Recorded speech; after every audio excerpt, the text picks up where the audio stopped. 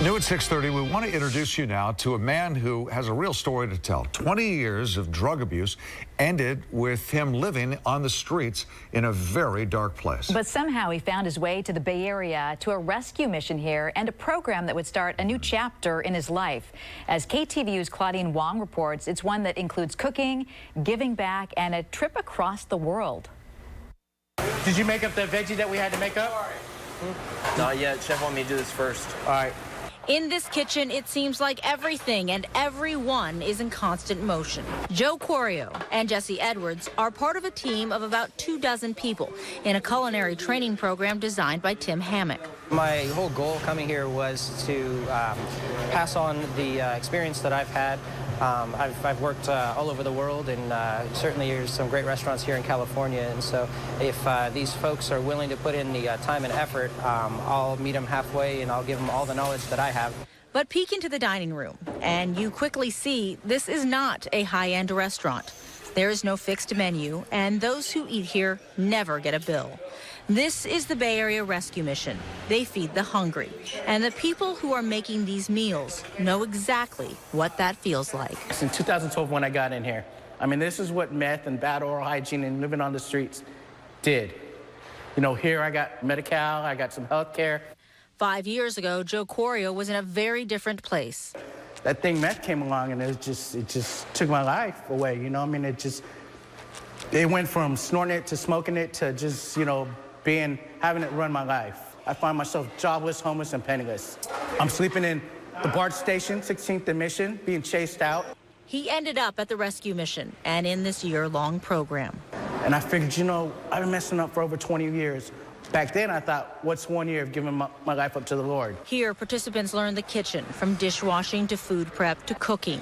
Skills that hopefully lead to a job and a new perspective. It really gives a sense of self-worth and pride, and something as simple as making a beautiful dish can just give someone so much value in themselves. Jesse Edwards is about halfway through his year. I lost my job, and I was smoking weed a lot. I started doing acid. I couldn't handle it. You know, I couldn't sustain regular living. He calls Joe an inspiration. Last spring, a $10,000 scholarship took him on a 17-day trip to Italy. 4 years ago, I'm jobless, homeless, and penniless, and I'm a recipient of a $10,000 scholarship. I'm in Italy. I wanted to go for the culinary, the culture, the history. What I've learned in Italy, what I've learned in school, I'm able to pass on and teach what I've learned to the next generation that's coming through that kitchen. I'm teaching Jesse how to make quiches, how to make things. He's going to school. It's an opportunity to impact hundreds of lives every day. Anywhere between 600 and 1,000, even upwards of 1,200 meals a day. A chance to create beautiful meals simply with what is given. 98% of our protein, our dairy, our bread, everything's donated, 98%. We just pay for spices. To cook food at a high level, you can use humble ingredients. Why serve bad food? There's never a reason to serve bad food. And among the talk of cooking and technique, there are discussions about life. As far as you know, Yeah, he's staying clean. This kitchen is about taking a different path. Honestly, I need to be dead because my way of living wasn't good, or I'd be in jail. You know I don't want to go back to my old life, so that's a strong motivator there, too. 2 months, I'll be 50.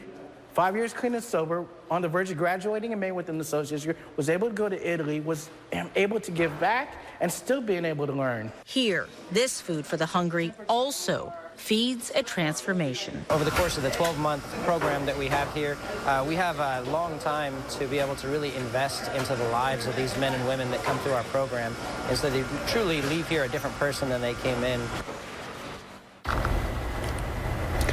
You can find more of Claudine's reporting on Bay Area people. This weekend's show will focus on programs addressing hunger across the Bay Area. It airs Saturday morning at 6:30 and again on Sunday at 9 a.m.